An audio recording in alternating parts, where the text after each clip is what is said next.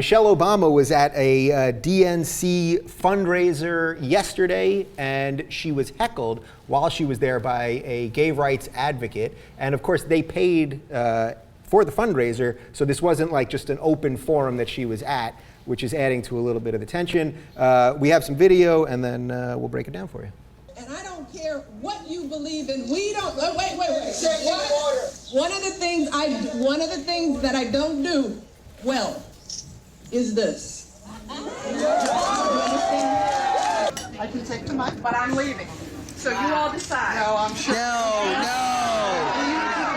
I need your husband to sign me. One choice. Yeah. All right, you guys. No, please don't leave. No. Okay, so the activist there was Ellen Sturtz, and she's a well-known activist, and what she was trying to get across to Mrs. Obama is that the federal laws that are still in place that are against LGBT rights, and of course I was watching CNN yesterday, and then Wolf Blitzer immediately jumped in and said, well, how could anyone give Obama any pressure on LGBT rights? He's been so pro-gay, which I thought was an odd editorialization from Wolf, who also... who almost never gives an editorial opinion. But he's like, I like that he jumps in, he's like, I've had enough. Yeah. I mean, haven't we done enough for the gays? And they're still not happy? Yeah, exactly. Okay, so I'm very conflicted on this. Yeah. So on the one hand, I don't like when people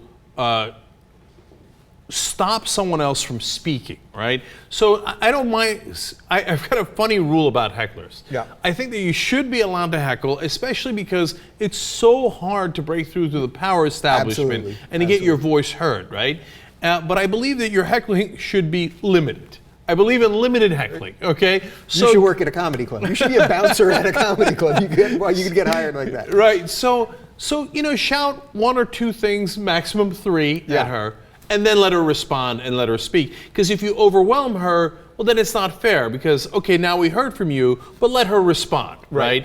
And so now this situation is hard to tell because you just see the latter end of that video when Michelle Obama's had enough. But now the thing that makes it even more complicated here is she paid for this privilege, right?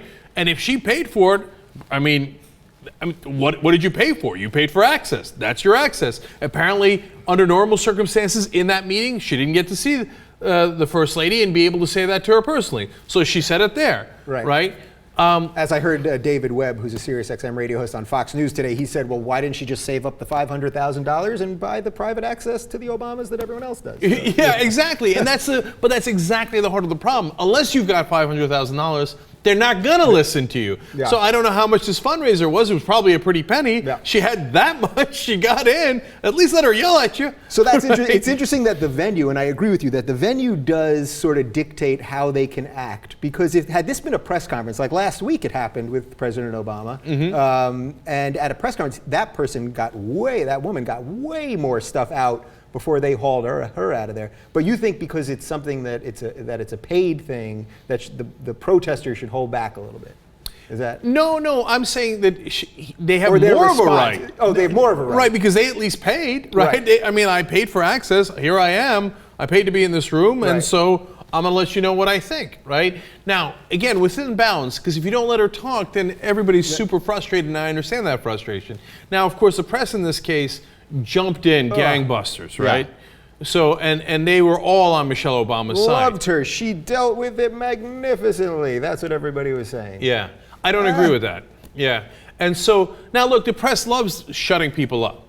They're the only ones who should be allowed to ask them questions. And of course, we covered when Medea Benjamin heckled President Obama, as you were alluding to, from Code Pink. Now, I think she broke my limited heckling rule. I liked that she heckled him in the beginning, but she kept going until they had to throw her out of the room. But that's my proclivity. Everybody's different. I'm glad at least she got that voice heard in some way, but then I would have let the president speak. But the president handled that perfectly fine, if you ask me, right? Right. He said, look, her voice is important, let me address it, right? Whereas Michelle Obama didn't do that. She said, and the part that But is there a difference, though? Is there a difference? Because he's at a press conference where he has to address issues. She's at a fundraiser where she can talk about whatever she wants to talk about. That's true, too. That's true, too. But look, I've moderated approximately 1 billion panels, okay? And are there people who won't stop? Are there people who are hecklers, et cetera, that I've had to deal with? Definitely. And sometimes they're out of control, and we got to be like, hey, listen, dude, I love you, but you went on for 5 minutes and we're running out of time, right? Yeah. Now, but most of the great majority of the time, I say, all right, good, I'm glad you said that. Now let us address it, okay? You say, you talk, we talk, and then I got to give time to other people, right? I think that's the right way to handle it. It doesn't, people are not always cooperative, but that's the best way. She kind of pulled a power move there that made me uncomfortable. And especially in the latter part there where she was like, you want me to go? You want me to go? Like, I'm such an important and powerful person. Like, unless you get her to shut up, okay, you're going to lose your access to me that you paid for and that you really cherish. Right. That's the part that rubbed me the wrong way. That was the line, the exact line. One of the things I don't do well is this. There's something very passive aggressive about that. Now look, I've been in a zillion comedy clubs. I've seen people destroy hecklers. I've seen people be destroyed by hecklers, and of course they're usually drunk, so that's slightly different than this situation, and the respect level is not quite the same between a comedian and the First Lady, unfortunately. But I did think there was something bizarrely passive-aggressive, and the fawning over her constantly, no matter what she does, is the thing that I think is that's the other thing that kind of bothered me a little bit, as if like it reminded me of a celebrity, right? Which she is, of course, to a very, very large degree in some ways. I don't mean to compare her to an empty celebrity like Lindsay Lohan, but we've done a video where Lindsay Lohan walks into a room, and even though she was literally 12 hours late, everybody's like, oh, Lindsay, you're the best, you're the best.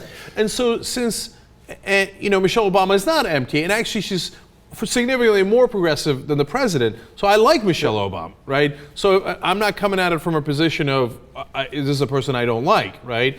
But she's, I'm sure, surrounded constantly with, oh, Michelle, you're so right, Mr. First Lady, you couldn't be more right, you're the star of the whole world. So when she does a power move like, it's either me or her, right, it makes me uncomfortable. Of course, and you're going to get the applause there to then have security drag her out. But I guess these are the comforts in being the First Lady that we don't have as regular people.